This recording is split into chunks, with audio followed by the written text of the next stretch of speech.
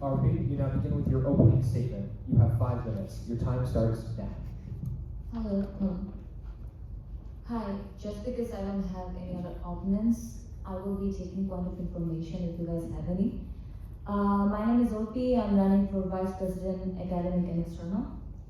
And I'm a computer science student 3rd year. I'm running because academics are not abstract to students. And academic, external, there are 2 parts of it. Being a vice president focusing on those things, you have to maintain a lot of responsibilities. You have to be the voice of students, being the bridge between the students and the academic part. And coming from a very marginalized background, I feel like the lack of communication, lack of transparency, lack of accessibility, these things exist in DSU. And you are upholding 20,000 students and you're representing them. So when you say VPAE, that words matter to some extent and you hold a lot of power, but you cannot control some decisions. And I think there is a gap between how those responsibilities are taken, and I'm here to fulfill those. I believe that academic advocacy should represent students as a student body, not just through organizations or committees, but by centering everyday student experience, balancing coursework, offering them scholarship bursaries when needed. You have to apply for certain amount of scholarships before a certain time period, and the deadline is very constrained. And emergency bursaries are available, but they are not accessible to students. They don't have much information about it. And I feel like being a VPA, I'll be working on that. And the current DSU executives have done important work, and I respect the foundation that have been built. What I want to contribute is a deeper focus on how student well-being, equity, and transparency are embedded in academic external responsibilities. So my vision is grounded in 4 priorities. First, affordability. Second, accessibility. Third, transparency. And fourth, academic flexibility. So affordability is a very vast word if you look at it. Tell me why you're a marine biology student and then I'm going to a bar and that student is serving me a beer. Why? Because I cannot afford my tuition cost. It's so expensive. And when I'm in need of money, I have to pick up shifts like 40 hours a week. And being an international student, you have limited hours of work. I want to be there to help those students who are working those 40 hours. I want to have an environment in our DSU when they need those kind of money, when they need those kind of support. They don't need to sound like they're begging for it, or they don't have to give us a clear ground that I had an accident, I had blah, blah, blah, blah, blah. They need some money, they have proofs, and to be human to those students so they feel supported, not feel like begging. Second, accessibility is a shared responsibility. I want to make it a part of the academic system.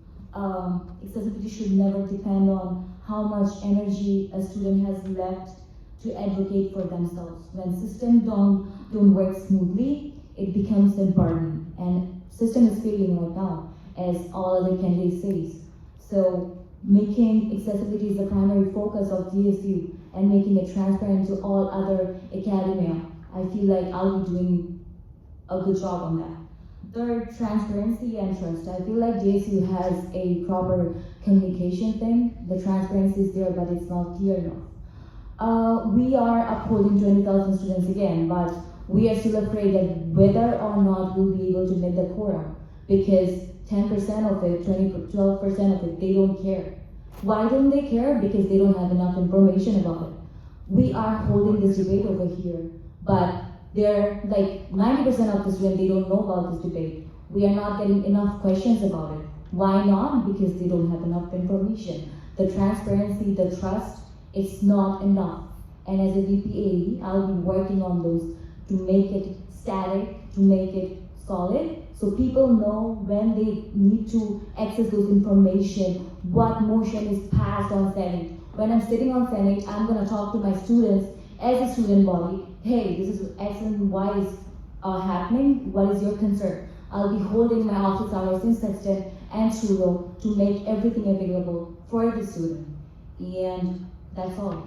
Thank you so much.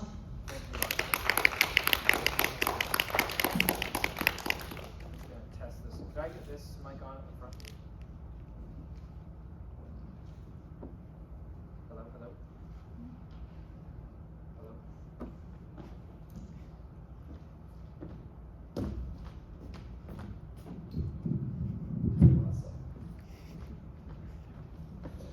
Thank you, RP. Our first question is, the DSU election site states that the VPAE is responsible for the student union's advocacy. What traits do you possess that make you the best person for the union's advocacy? You have 2 minutes to respond. Your time begins now. Student advocacy is something about being present. If I don't listen to my student, if I don't know what their concerns are, if I don't know how they're processing their emotions, their well-being, how they're taking care of their financial crises, I think advocacy, I cannot offer the advocacy properly. So my trick would be single-handedly listening to those students. I will be there for them and I'll make them feel like I am there for you. If you have any concern, if you have any questions, if you have any kind of burden, come to me, share it with me. We will do this together. So VPA is such a vast word. You are going there, walking in a Senate position, talking to a mayor and representing 20,000 students. So advocacy cannot be just properly left out in the air and give the students, because they don't know how VPA works. They don't know if they're in need of scholarships, they're in need of bursaries, they can go to VPA and ask the VPA for support. So I will make sure that they would know about me advocating them, and I'll be there for them to represent them in the Senate. If they are in need of something, I'll be there for them. I think that's all. Thank you, RB. Your second question. When you are lobbying for the interests of students, how will you deal with difficult individuals who will try to stop or argue against your lobbying efforts? You have 2 minutes to respond. Your time begins now. Human trait is they feel like they're superior than others. And they don't want to find a common ground. When they're arguing with each other, they're talking against each other, they'd be like, okay, I'm right, you're wrong. That's the human trait. And my one trick would be like making them find a common ground. When they're in a difficult situation, they're like heated up in a conversation, I'll be the advocate for them to make them understand, okay, X, Y, Z can happen, but the consequences would be A, B, C. So let's deal with this together. And I will be listening to them, making them feel heard, making them feel present, and prioritizing them. I think that would be my trick for that. Thank you, RP. Your third and final question is, what is your opinion on the level of academic integrity in online learning? You have 2 minutes to respond. Your time begins now. Being a CS student, that's not an easy question to respond to. But academic integrity is a very, very big criteria. And I feel like I am not the decision maker in this situation.